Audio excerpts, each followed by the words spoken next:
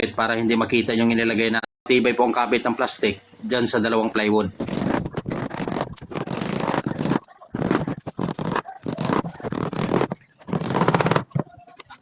At may ginamit rin ako dyan na dalawa na tinabas ko lang sa plain sheet ng plastic. Dyan po natin yan ikabit para hindi makita yung inilagay natin dyan ng mga pako at saka mga screw para malinis naman tingnan.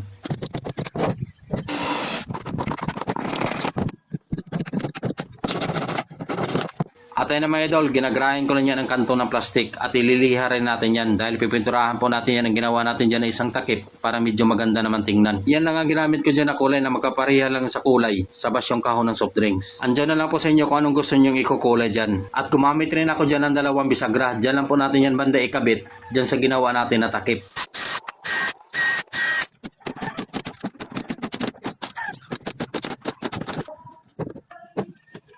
At ikakabit rin natin yan, yung dalawang bisagra dyan sa basyong kahon ng soft drinks.